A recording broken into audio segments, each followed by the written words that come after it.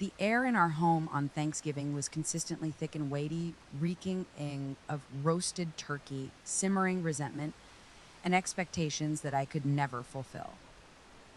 For 28 years, I had been the family's designated disappointment, the cautionary tale whispered to cousins, the quiet girl with impractical dreams. My older brother, Daniel, was the sun around which our family planet orbited. He was the golden boy, the one who was destined for grandeur, despite the fact that his path was paved with our parents' money and littered with failed ventures they lovingly referred to as learning experiences. My ventures, they were cute hobbyists or silly little projects. Nevertheless, this year was distinct. I was distinct. The silly little project, an e-commerce platform for sustainable artisan products that I initiated in my garage with maxed out credit cards, was no longer so trivial. An explosion had occurred. However, I maintained my silence. As a member of a family that evaluates value in decibels, I had acquired an understanding of the profound capabilities of silence. I entered the establishment with a bottle of wine that was more expensive than my first vehicle, and I was dressed in a straightforward wool dress that exuded quiet confidence rather than desperation.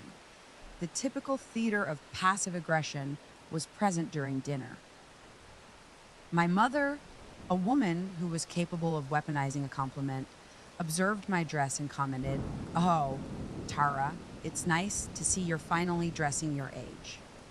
Daniel's fiancée, Sarah, has been giving you tips, hasn't she? I simply grinned. "I am pleased to hear that you enjoy it, mother." Daniel, who was wearing a new watch that I was certain he could not afford on his own, was presiding over the conversation, discussing his most recent, ingenious concept, a subscription box for artisanal dog toys. Our parents' features were illuminated with admiration as they listened intently to his every word. My father clapped him on the back and exclaimed, "It's brilliant, son. A genuine vision is necessary." I sipped from my wine, feeling the irony scorching my tongue more than the alcohol. A specter was present at this table, despite the fact that my organization contributed to genuine artisans. As is customary, the inflection point arrived unexpectedly. A notification was received on my phone, informing me of a critical server alert from my tech team in Singapore. I was required to observe it promptly, as it was a code red. My forefinger swiftly unlocked the dashboard I had custom built, which displayed our real-time revenue and server status, as I discreetly extracted my phone from beneath the table. However, I was not sufficiently discreet. My father complained, "It is perpetually engaged. Is it not possible to store it for a single family meal?" Daniel's hand shot across the table and snatched the phone from my grasp before I could repent. Since our childhood, he had been engaging in an immature, possessive behavior that served as a reminder that nothing I possessed was truly mine unless he desired it. He sneered, his eyes scanning the screen. "Let's see what's so important." Following this, he became paralyzed. A slack, jawed disbelief replaced the smirk on his visage. The clinking of silverware ceased in midair, and the entire table fell quiet. He observed my screen, and they all observed him. He raised the phone and rotated the screen for my parents to observe. He sputtered, his voice a combination of awe and accusation. What is this?" The liquid asset account balance of my company was displayed on the screen in bold green number star 10 532788156. The silence that ensued was distinct. It was not the tranquil atmosphere of a family meal. The silence was dense and predatory, reminiscent of the kind that precedes an attack. My mother was the first to shatter it. Her voice, which was typically saturated with saccharine sweetness, was sharp and brittle. "Tara, what is the significance of this?" My voice was steady and subdued as I reached for my phone. "Daniel, this is the account of my company. Please return it." He gripped it more tightly. $10 million. Your little online store? That's inconceivable. You must have. Who gave this to you? The implication was clear. I could not have earned it. I must have acquired it from a male individual. My father's folksy charm was replaced by a cold, appraising gaze as he leaned forward. "Is this genuine, Tara?" "Wes," I replied uncomplicatedly, my heart beating like a slow, heavy drum against my ribcage. This concluded the matter. This was the moment that I had occasionally, naively, and foolishly fantasized of. The moment when they would finally be able to see me. At that instant, they would be filled with pride. I was entirely mistaken. My mother's eyes, which had been ablaze with astonishment, contracted into slits of premeditation. She glanced up from the phone to Daniel, whose countenance was now a mask of unadulterated jealousy. She then fixed her gaze on me, and her expression was devoid of any sense of arrogance. Hunger was the sole occurrence. "Well," she replied, her demeanor being unsettlingly composed. "Daniel requires that." I breathed. "I apologize. What is the matter?" "You heard me," she exclaimed, her demeanor fraying. "Your brother is on the brink of marriage and the beginning of a family. He has significant responsibilities and innovative ideas, and he requires capital to establish his new company. While you have enjoyed your time as a shopkeeper, this sum of money is life-changing and should be allocated to an individual who is capable of managing it." But the absurdity of the situation was truly astounding. It was akin to being in a surreal drama. "Mom, it is my money," I said, my voice scarcely audible. "I have earned it." My father made a harsh, unattractive noise as he sneered. "Tara, let's be honest. You were fortunate. A market fluke. Daniel has been working strategically for years, establishing a foundation. He deserves a break. He deserves this. Does he merit my financial support?" The words reverberated in my mind, forming a meaningless chant. Daniel, who had finally discovered his voice, struck my phone against the table. "She is correct. I have been grinding for years while you were experimenting with beads and baskets. I require a genuine seed investment. This is it. It is only fair.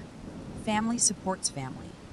My mother recited the phrase, "family helps family," as if it were a mantra. "Why, I have consistently provided you both with equal support." The deception was so blatant and audacious that it nearly caused me to chuckle. I examined the table in its entirety.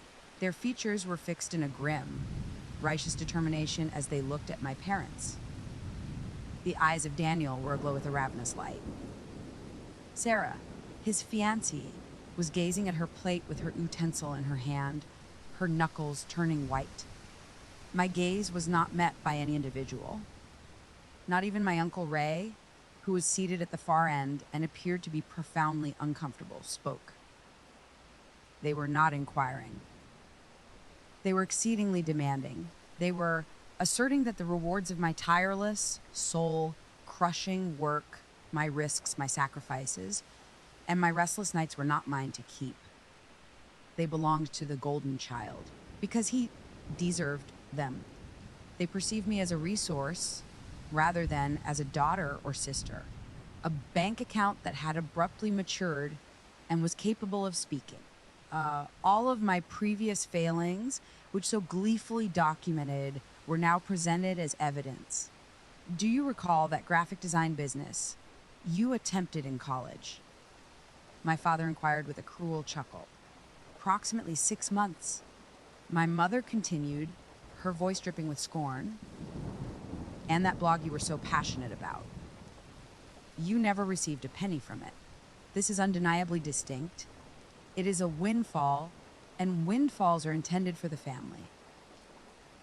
I was overwhelmed by the weight of each syllable, which was like a stone. Their disbelief had been a constant murmur in the background of my life for years. I had acquired the ability to ignore it, to utilize it as fuel. However, hearing it now, in light of my undeniable triumph, was a distinct experience. Disbelief was no longer sufficient. Erasure was the term. They were attempting to obliterate my accomplishment, to revise my narrative so that I was not the architect of my success, but rather its temporary custodian. I observed their faces, which were distorted by a peculiar combination of entitlement and envy, and I sensed a change within me. The familiar sting of their disapproval, the hurt, was still present. However, it was being rapidly supplanted by something else. A fundamental, clear, and frigid tranquility. They anticipated that I would weep. To engage in an argument, to argue my argument. They were prepared for a confrontation, and they were prepared to use remorse and family obligations to beat me until I submitted. So I did the one thing they did not anticipate. Nothing was said by me. My movements were deliberate and steady as I rose from the table. I retrieved my outerwear, purse, and phone. I did not examine any of them. Their astonishment radiated throughout the room, and I could feel their eyes on me. My mother inquired, "Where are you headed?" "We are not yet finished with this conversation. Young lady." My back was still to them as I paused at the doorway. I allowed the silence to persist for a moment, providing them with the opportunity to reflect on my lack of obedience. Then, without turning around, I replied, "Yes, we are."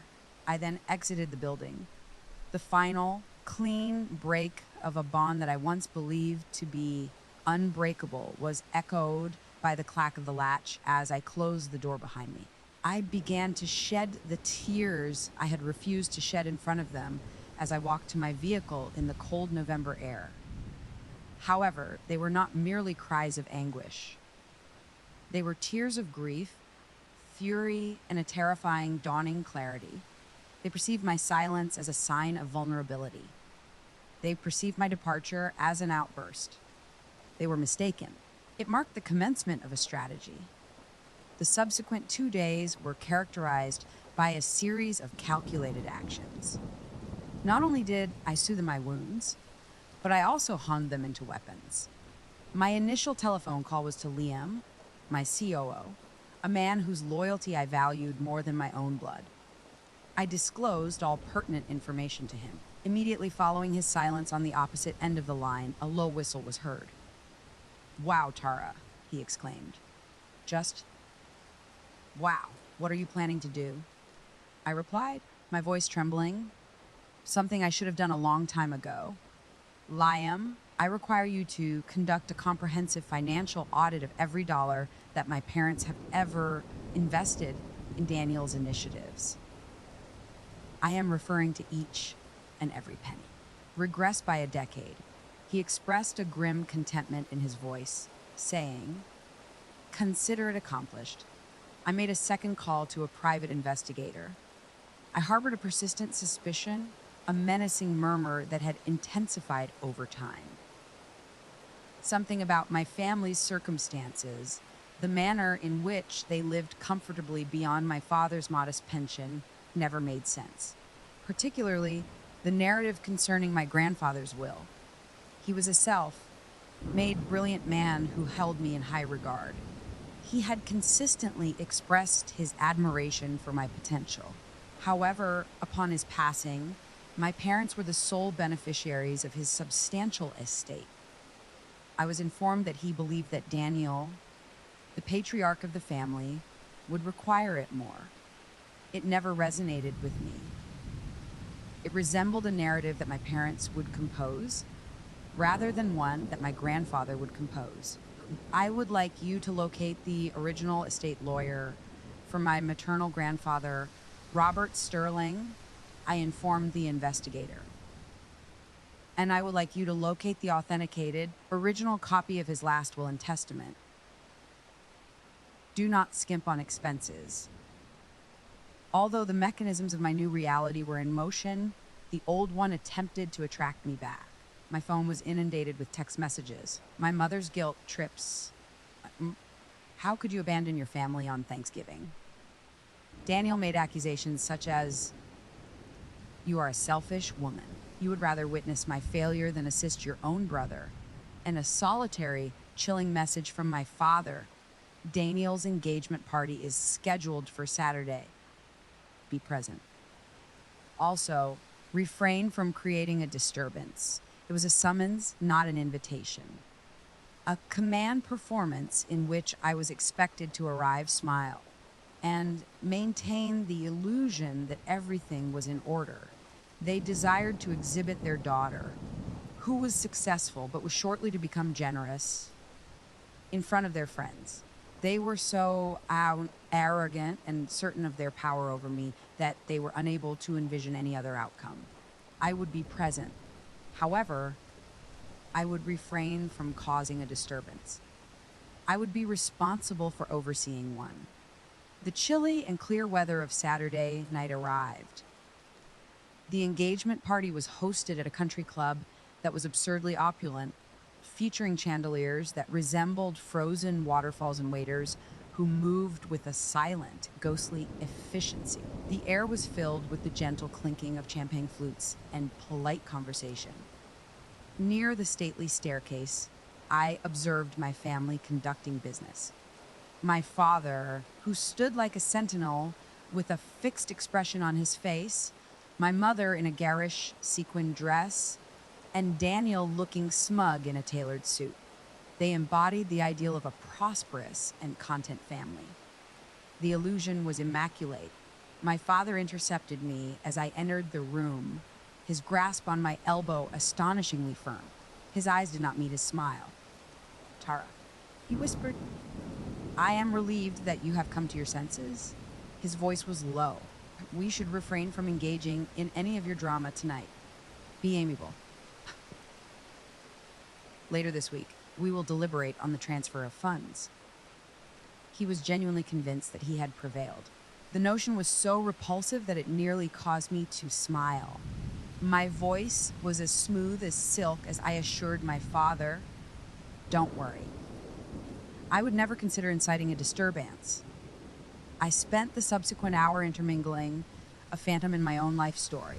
Individuals whom I had known for years extended a new, inquisitive respect to me. It was evident that news of my company's success had begun to circulate. Their eyes were open with admiration as they inquired about my work. Throughout each conversation, I could sense my parents' eyes on me, which was a combination of pride in the status I had achieved and impatience for the payday they anticipated. Then the moment arrived. The band ceased playing, and Mr. Harrington, Daniel's prospective father-in-law, entered the stage. He beamed and said, "I would now like to extend an invitation to the groom's brilliant sister, Tara, to deliver a few words, following a lengthy, convoluted toast. We have heard such remarkable things about you, young lady." I was discovered by a floodlight. The room erupted in applause. My father issued me a pointed, forewarning expression. My mother smiled a tense, threatening smile that conveyed the message, "Perform for us." This was the stage that I occupied. My leisure. I approached the microphone with my hands poised and my pulse beating in a steady, rhythmic pattern.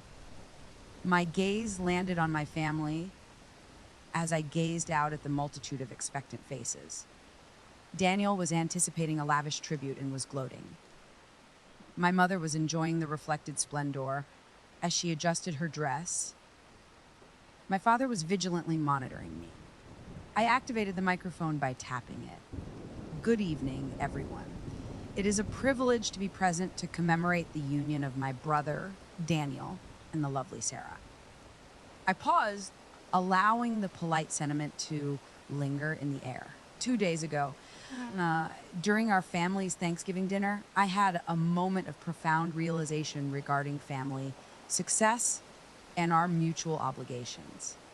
After years of diligent effort, I was finally able to commemorate a significant milestone with my company. I was overjoyed to inform my closest loved ones of this achievement. My mother's lips were adorned with a self-satisfied, small smile as she nodded. She believed she was aware of the direction in which this was headed. I continued, in my voice remaining precisely level and composed. However, the response was not as anticipated. Instead of receiving a congratulatory message, I was informed that my success, the result of my hard work, was not truly mine. I was instructed to transfer the entire $10 million in value of my company to my brother, as he deserved it more. The crowd responded with a series of startled murmuring. My parents' smiles dissipated. In a single int, his expression transitioned from arrogant to sheet, white. I was informed that my years of dedication were merely a fluke, a cute diversion that had unintentionally yielded results. I continued, my eyes fixed on my family. My success was not my own. It was a family asset to be liquidated for the benefit of the golden child. I was reminded of all my past failures and told that my success was only valid if it served to finance the ambitions of the person they had always believed in more. The room was now completely silence. You could have heard a pin drop on the plush carpet. Sarah's parents were gazing at my parents with expressions of utter revulsion.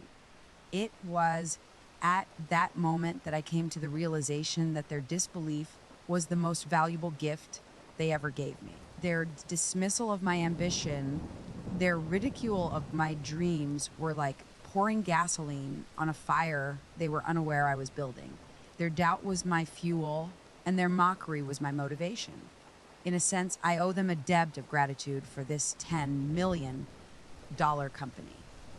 I raised my glass to the throng rather than to Daniel. So I would like to offer this piece of advice to anyone who has ever been made to feel small or has been told that their dreams are worthless.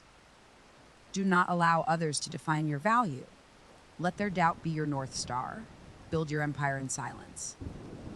And when the time is right, let your success be the only voice you need. I sipped champagne and subsequently set the glass down. Congratulations to the happy couple.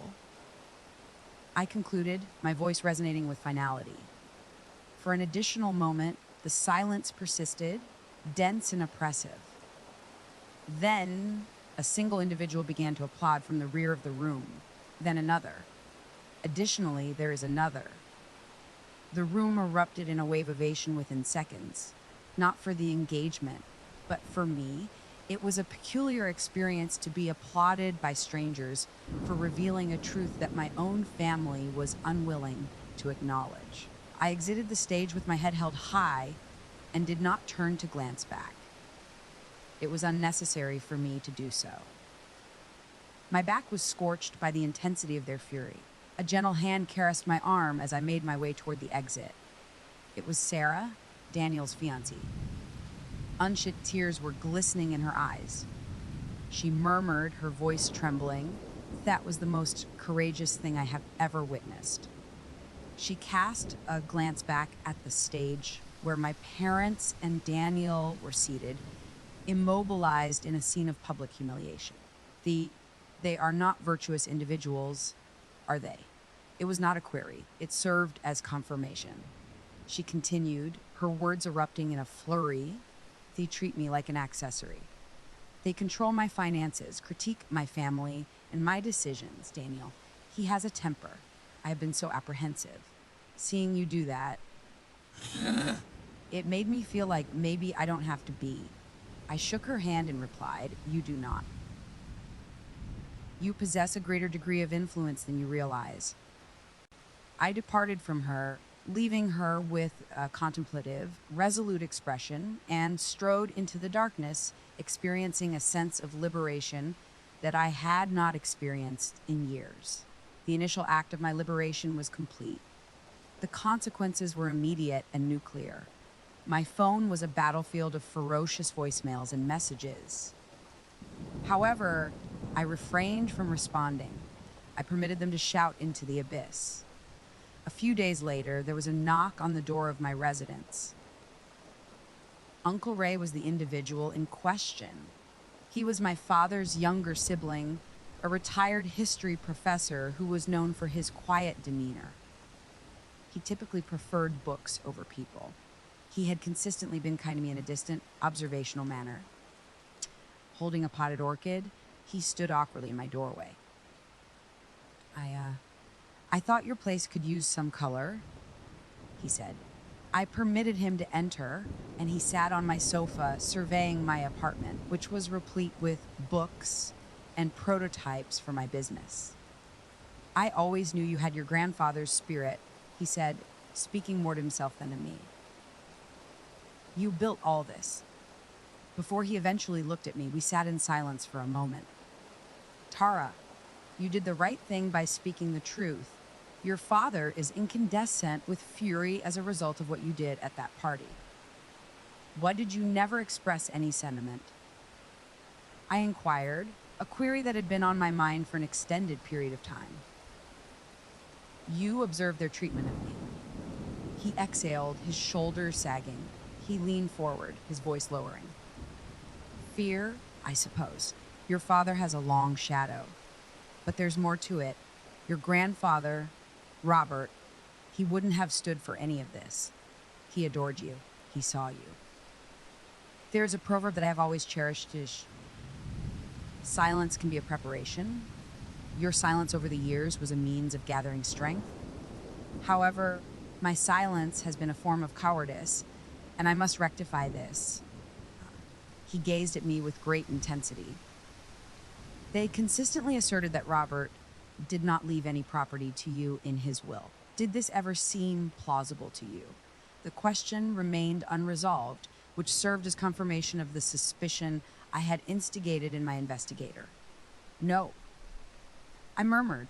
It was never the case. He replied, his lips twitching towards a faint smile. I believe you will discover that the entire sweater unravels as you continue to pull on that thread.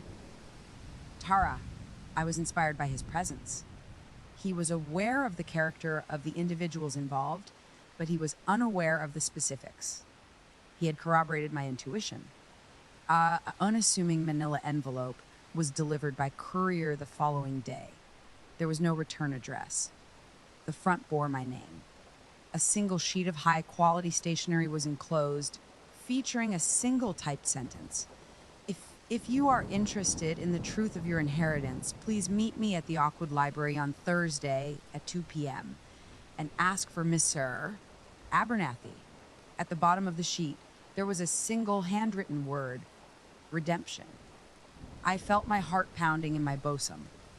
This concluded the matter. The private investigator's efforts had been successful. I entered the Oakwood Library on Thursday, where the air was reminiscent of old paper and wood polish. The atmosphere was subdued and expansive. I located the reference desk and requested Mr. Abernathy's assistance.